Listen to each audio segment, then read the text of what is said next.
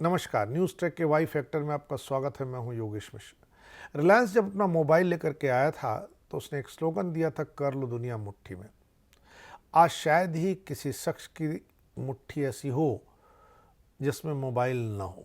यही नहीं, हद तो यह है कि आंकड़े बताते हैं कि औसत भारतीय 5 घंटे से ज़्यादा समय मोबाइल पर व्यतीत करते हैं। आपको हर घर में, हर परिवार में, यहाँ तक कि हर शख्स के पास कोई न कोई डिजिटल इंस्ट्रूमेंट ज़रूर मिल जाएगा।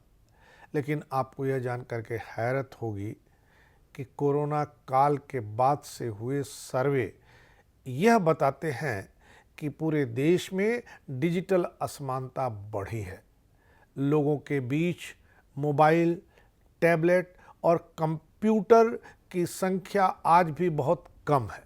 हालांकि इन आंकड़ों पर आपको विश्वास नहीं हो सकता है, लेकिन एक ऐसे समय जब हर आदमी की ज़िंदगी का एक बड़ा हिस्सा मोबाइल, कंप्यूटर और डिजिटल दुनिया में व्यतीत हो रहा है, तब इस तरह के आंकड़ों पर यकीन करना ही पड़ेगा। क्योंकि ये आंकड़े इस बात का भी खुलासा करते हैं कि ऑनलाइन एजुकेशन की बात करना कितना बेईमानी है, और जिन लोगों ने ऑनलाइन एजुकेशन दी है, चलाई है या चला रखी है, वो लोग कितने बच्चों तक पहुंच रखते हैं। इस लिहाज से इन आंकड़ों पर गौर करना और इनके बारे में सोचना बहुत ज़रूरी हो जाता है।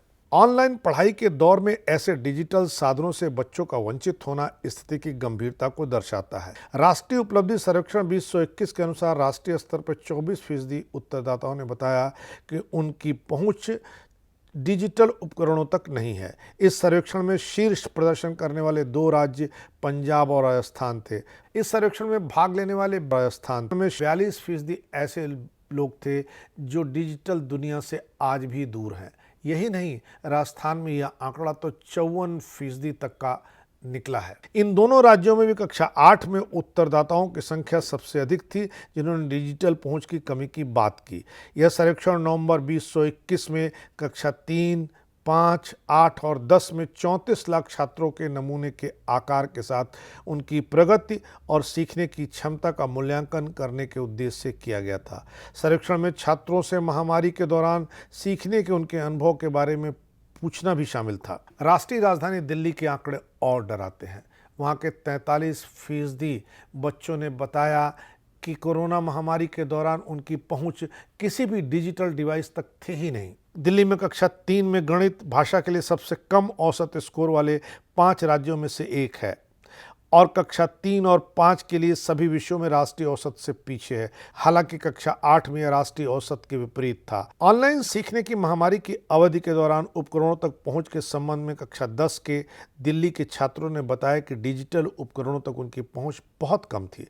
इस सर्वेक्षण में भाग लेने वाले 23,968 में से 22% ने कहा कि उनके पास घर पर डिजिटल उपकरणों तक पहुंच नहीं है। इसकी तुलना में कक्षा 3 के स्तर पर 9,999 प्रतिभागियों में से 34% और कक्षा 5 के स्तर के 10,359 प्रतिभागियों में से 36% ने उपकरणों तक पहुंच की कमी की सूचना दी।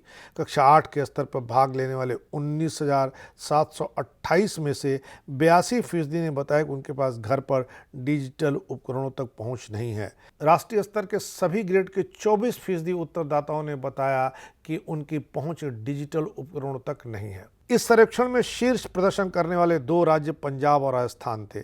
सर्वेक्षण के निष्कर्षों में एक और आंकड़ा महामारी के दौरान चिंता और भय का अनुभव करने वाले छात्रों का था। दिल्ली में कम से कम 58% भाग लेने वाले बच्चों ने कहा कि उन्होंने ऐसा महसूस किया है।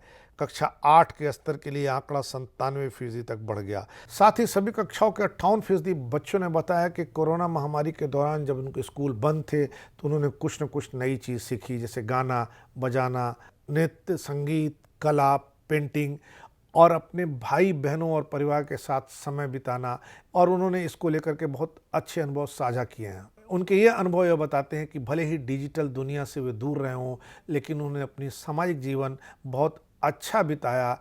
और अभी हाल फिलहाल मोबाइल बनाने वाले शख्स ने अपने इंटरव्यू में कहा है कि अगर आप अच्छी ज़िंदगी जीना चाहते हैं तो आप मोबाइल से दूर रहें, क्योंकि यह आपकी निजी ज़िंदगी को परेशान कर रहा है। एक और जब हम ऑनलाइन क्लासेस की बातें करते हैं तो डिजिटल दुनिया से दूरी हमें निराश करती है, लेकिन जब हम समाज और व्यक्ति के निर्माण की बात करते हैं तो डिजिटल दुनिया से दूरी हमें एक संतोष देती है। इन दोनों के बीच एक रास्ता निकालना होगा। अगर हम रास्ता निकालने में कामयाब नहीं हो पाए तो निश्चित तौर से आने वाले दिनों में हमें पछताना होगा। इससे बचने की ज़रूरत है। इस बार इतना ही। अगली बार फिर मिलेंगे किसी नए सवाल पर नए ढंग से बात करने के लिए। तब तक के लिए नमस्कार।